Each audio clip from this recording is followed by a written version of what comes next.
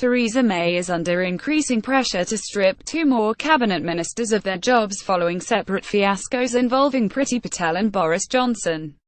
Senior Conservatives said both ministers had committed sackable offences which had materially damaged the UK's interests and those of its citizens.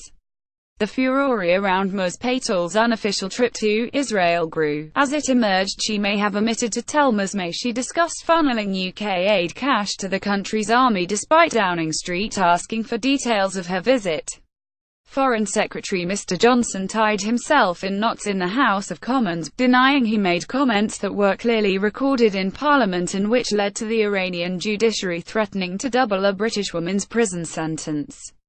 The twin ministerial gaffes come less than a week after the Prime Minister pushed Sir Michael Follin out of her cabinet, following allegations about wholly inappropriate behaviour, but then damaged her already weakened authority and angered MPs by appointing a loyal lieutenant to replace him with little ministerial experience.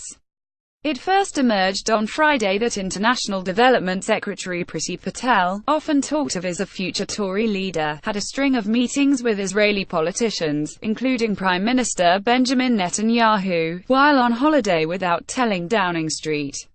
A senior Conservative told The Independent ministers must uphold collective responsibility and mustn't engage in activity that undermines the collective work of the cabinet. Ministers may always meet people by chance, but you should always keep the government informed. You don't allow yourself to be pulled into a major program of tours and meetings, particularly which impact on your official role. The Tory MP added if the Prime Minister wanted to sack a minister for this kind of thing she could. Ms May only found out about Ms Patel's trip months later, and on Monday censured her at a meeting at which the minister was told to set out everyone she had met and what had taken place. It then emerged on Tuesday that the ambitious cabinet minister discussed possibly funneling UK aid cash to the Israel Defense Forces, to support Syrian civil war refugees arriving in the Golan Heights where the IDF has a field hospital. But Downing Street could not say the idea, already condemned by the Palestinian authorities, had been revealed to Ms May at the tell-all meeting the day before. Asked whether Ms Patel would face further censure, No. 10 drew a line under the matter, saying it was not clear if the International Development Secretary had breached the ministerial code and that the code would be reviewed to iron out any ambiguity. Priti Patel leaving Downing Street. Reuters. An urgent question was called on the affair in the Commons, but Ms Patel failed to show as she had another trip to Ethiopia, leading Labour and other opposition parties to vent their anger. Shadow International Development Secretary Kate Osama said Ms Patel should do the decent thing and resign, saying it is hard to think of a more black and white case of breaking the code of ministerial conduct. Rather than changing the minister, the Prime Minister has decided to change the ministerial code. The Lib Dem spokesman Shas Sheehan said Ms Patel has forfeited the respect of colleagues and officials and should go. In the Commons, Tories held off overtly calling for Ms Patel's head, with former Foreign Affairs Select Committee Chairman Crispin Blunt telling one of her junior ministers he should take her very gently in hand and sort the situation out. Boris Johnson claims no connection between his comments and Nazanin. Zaghari-Ratcliffe sentenced Mr Johnson, meanwhile, found himself furiously backpedaling over comments he made about Nazanin Zaghari-Ratcliffe.